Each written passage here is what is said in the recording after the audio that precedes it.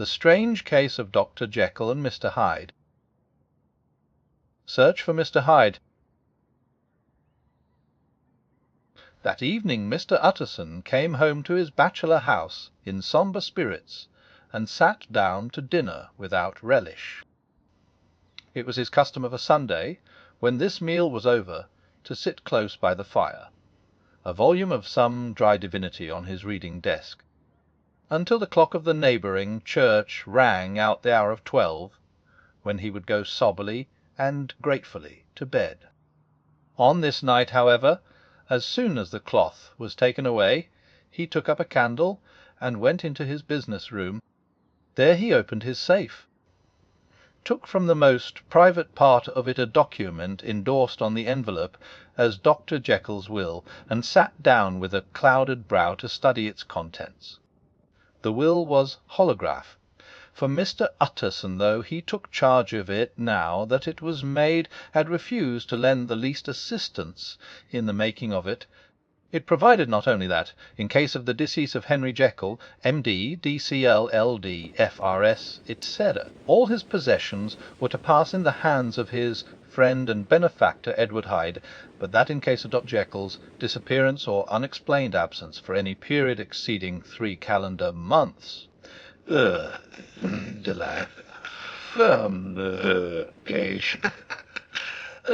Octor's household, to be on the payment of fecal small sums to the many burthen or of Hyde should step into the said Henry Jekyll's shoes, the said Eidfwe the calend month. This document had long been the lawyer's eyesore. It offended him both as a lawyer and as a lover of the sane and customary sides of life, to whom the fanciful was the immodest. And hitherto it was his ignorance of Mr. Hyde that had swelled his indignation. Now, by a sudden turn, it was his knowledge. It was already bad enough when the name was but a name of which he could learn no more. It was worse when it began to be clothed upon with detestable attributes, and out of the shifting, insubstantial mists that had so long baffled his eye, there leaped up the sudden, definite presentment of a fiend. "I thought it was madness," he said, as he replaced the obnoxious paper in the safe. Now I begin to fear it is disgrace." With that he blew out his candle, put on a greatcoat, and set forth in the direction of Cavendish Square, that citadel of medicine, where his friend, the great Dr. Lanyon, had his house and received his crowding patients. If any one knows, it will be Lanyon, he had thought. The solemn butler knew and welcomed him. He was subjected to no stage of delay, but ushered direct from the door to the dining-room, where Dr. Lanyon sat alone over his wine. This was a hearty, healthy, dapper, red-faced gentleman, with a shock of hair prematurely white, and a boisterous and decided manner. At sight of Mr. Utterson, he sprang up from his chair and welcomed him with both hands. The geniality, as was the way of the man, was somewhat theatrical to the eye, but it reposed on genuine feeling. For these two were old friends, old mates both at school and college, both thorough respecters of themselves and of each other. And what does not always follow? Men who thoroughly enjoyed each other's company. After a little rambling talk, the lawyer led up to the subject which so disagreeably preoccupied his mind. "I suppose, Lanyon," said he, "you and I must be the two oldest friends that Henry Jekyll has." "I wish the friends were younger," chuckled Dr. Lanyon, "but I suppose we are. And what of that? I see little of him now." "Indeed," said Utterson. "I thought you had a bond of common interest." "We had," was the reply, "but it is more than 10 years since Henry Jekyll became too fanciful for me.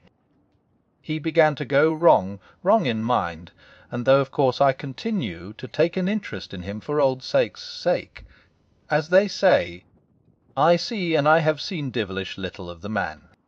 Such unscientific balderdash," added the doctor, flushing suddenly purple, "would have a strange Damon and Pythias." This little spirit of temper was somewhat of a relief to Mr. Utterson. They have only differed on some point of science, he thought, and being a man of no scientific passions, except in the matter of conveyancing, he even added, "'Tis nothing worse than that." He gave his friend a few seconds to recover his composure, and then approached the question he had come to put. "Did you ever come across a P.R. Zloty of his, one Hyde?" he asked. Hyde repeated Lenyon. "No, never heard of him. Since my time." That was the amount of information that the lawyer carried back with him to the grate, dark bed on which he tossed to and fro, until the small hours of the morning began to grow large. It was a night of little ease to his toiling mind, toiling in mere darkness, and besieged by questions. 6 o'clock struck on the bells of the church that was so conveniently near to Mr. Utterson's dwelling, and still he was digging at the problem. Hitherto it had touched him on the intellectual side alone, but now his imagination also was engaged, or rather enslaved, and as he lay and tossed in the gross darkness of the night and the curtained room, Mr. Enfield's tale went by before his mind in a scroll of lighted pictures. He would be aware of the great field of lamps of a nocturnal city, then the figure of a man walking swiftly, then of a child running from the doctor's, and then these met, and that human juggernaut trod the child down and passed on regardless of her screams. Or else he would see a room in a rich house, where his friend lay asleep, dreaming and smiling at his dreams, and then the door of that room would be opened, the curtains of the bed plucked apart, the sleeper recalled, and lo, there would stand by his side a figure to whom power was given, and even at that dead hour he must rise and do its bidding. The figure in these two phases haunted the lawyer all night, and if at any time he dozed over, it was but to see it glide more stealthily through sleeping houses, or move the more swiftly and still the more swiftly, even to dizziness, through wider labyrinths of lamp-lighted city, and at every street corner crush a child and leave her screaming. And still the figure had no face by which he might know it, even in his dreams. It had no face, or one that baffled him and melted before his eyes. And thus it was that there sprang up and grew apace in the lawyer's mind a singularly strong, almost an inordinate, curiosity to behold the features of the real Mr. Hyde. If he could but once set eyes on him, he thought the mystery would lighten, and perhaps roll altogether away, as was the habit of mysterious things when well examined. He might see a reason for his friend's strange preference or bondage, call it which you please, and even for the startling clauses of the will. At least it would be a face worth seeing, the face of a man who was without bowels of mercy, a face which had but to show itself to raise up, in the mind of the unimpressionable Enfield, a spirit of enduring hatred. From that time forward, Mr. Utterson began to haunt the door in the Bus Street of shops. In the morning before office hours, at noon when business was plenty and time scarce, at night under the face of the fogged city moon, by all lights and at all hours of solitude or concourse, the lawyer was to be found on his chosen post. If he be Mr. Hyde, he had thought, I shall be Mr. Seek, and at last his patience was rewarded. It was a fine dry night, frost in the air, the streets as clean as a ballroom floor, the lamps unshaken by any wind, drawing a regular pattern of light and shadow. But by 10 o'clock, when the shops were closed, the Bus Street was very solitary, and in spite of the low growl of London from all round, very silent. Small sounds carried far, domestic sounds out of the houses, were clearly audible on either side of the roadway, and the rumour of the approach of any passenger preceded him by a long time. Mr. Utterson had been some minutes at his post, when he was aware of an odd light footstep drawing near. In the course of his nightly patrols, he had long grown accustomed to the quaint effect with which the footfalls of a single person, while he is still a great way off, suddenly spring out distinct from the vast hum and clatter of the city. Yet his attention had never before been so sharply and decisively arrested, and it was with a strong, superstitious prevision of success that he withdrew into the entry of the court. The steps drew swiftly nearer, and swelled out suddenly louder as they turned the end of the street. The lawyer, looking forth from the entry, could soon see what manner of man he had to deal with. He was small and very plainly dressed, and the look of him, even at that distance, went somehow strongly against the watcher's inclination. But he made straight for the door, crossing the roadway to save time, and as he came, he drew a key from his pocket like one approaching home. Mr. Utterson stepped out, and touched him on the shoulder as he passed. "Mr. Hyde, I think." Mr. Hyde shrank back with a hissing intake of the breath. But his fear was only momentary, and though he did not look the lawyer in the face, he answered coolly enough, "That is my name. What do you want?" "I see you are going in," returned the lawyer.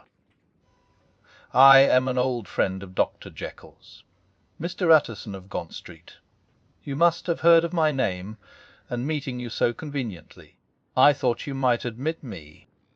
"You will not find Dr. Jekyll. He is from home," replied Mr. Hyde, blowing in the key.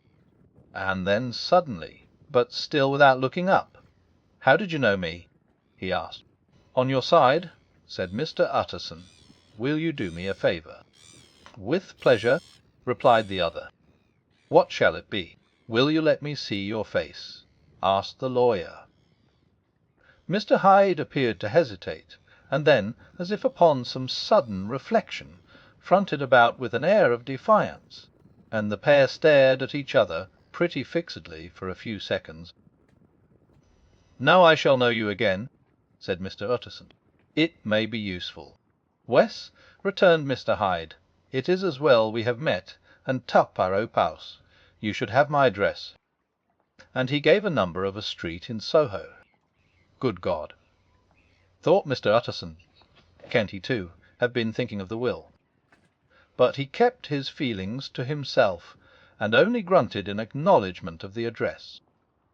"And now," said the other, "how did you know me?" "They by description," was the reply. "Whose description?" "We have common friends," said Mr. Utterson. "The common friends," echoed Mr. Hyde a little hoarsely. "Who are they?" "Jekyll, for instance," said the lawyer. "He never told you," cried Mr. Hyde with a flush of anger. "I did not think you would have lied." "Come," said Mr. Utterson, "that is not fitting language." The other snarled aloud into a savage laugh, and the next moment, with extraordinary quickness, he had unlocked the door and disappeared into the house. The lawyer stood a while when Mr. Hyde had left him, the picture of disquietude. Then he began slowly to mount the street, pausing every step or two and putting his hand to his brow like a man in mental perplexity. The problem he was thus debating as he walked was one of a class that is rarely solved. Mr. Hyde was pale and dwarfish. He gave an impression of deformity without any nameable malformation. He had a displeasing smile.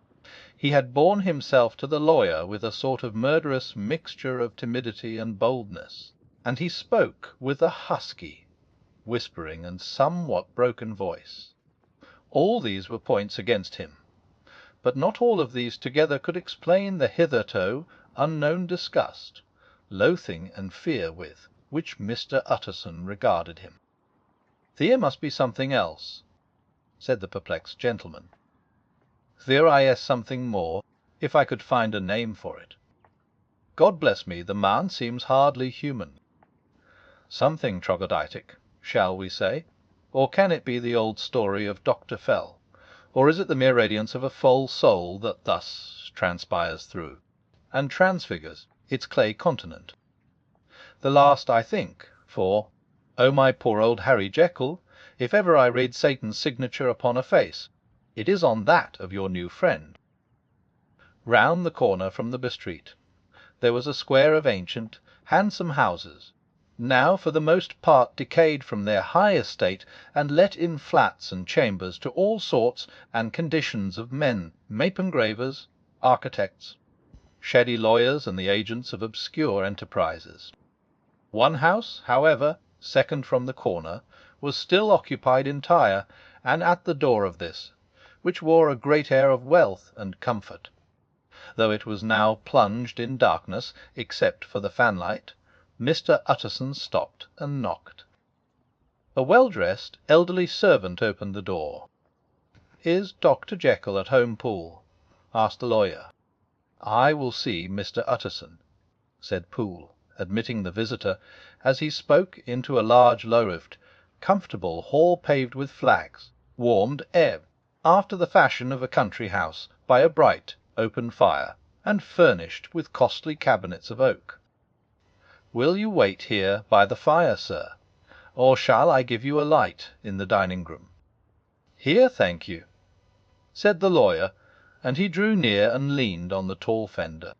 This hall, in which he was now left alone, was a pet fancy of his friend the doctor's, and Utterson himself was wont to speak of it as the pleasantest room in London. But to-night there was a shudder in his blood, the face of Hyde sat heavy on his memory.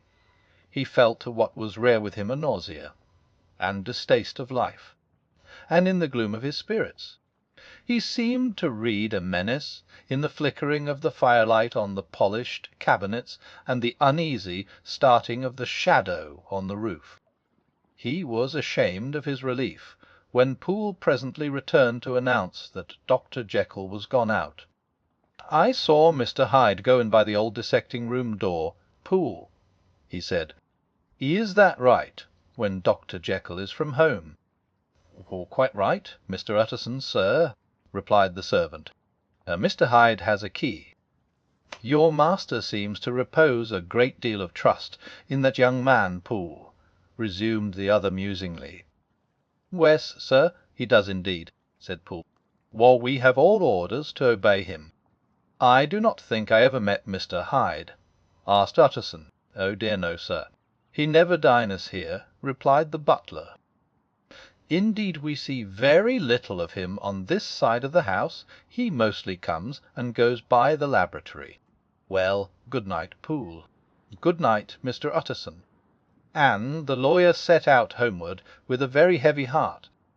"Poor Harry Jekyll," he thought, "my mind misgives me he is in deep waters. He was wild when he was young, a long while ago to be sure, but in the law of God there is no statute of limitations. Ah, it must be that the ghost of some old sin, the cancer of some concealed disgrace, punishment coming, pedi ciel eu odor, years after memory has forgotten and self-love condoned the fault." And the lawyer, scared by the thought, brooded a while on his own past, groping in all the corners of memory, lest by chance some jack-in-the-box of an old iniquity should leap to light there. His past was fairly blameless. Few men could read the rolls of their life with less apprehension. Yet he was humbled to the dust by the many ill things he had done, and raised up again into a sober and fearful gratitude by the many he had come so near to doing yet avoided. And then by a return on his former subject, he conceived a spark of hope. This Master Hyde, if he were studied, thought he, must have secrets of his own, black secrets, by the look of him, secrets compared to which poor Jekyll's worst would be like sunshine. Things cannot continue as they are. It turns me cold to think of this creature stealing like a thief to Harry's bedside. Poor Harry, what awakening! And the danger of it, for if this Hyde suspects the existence of the will, he may grow impatient to inherit. Ah, I must put my shoulder to the wheel. If Jekyll will but let me," he added. if Jekyll will only let me. For once more he saw before his mind's eye, as clear as transparency, the strange clauses of the will.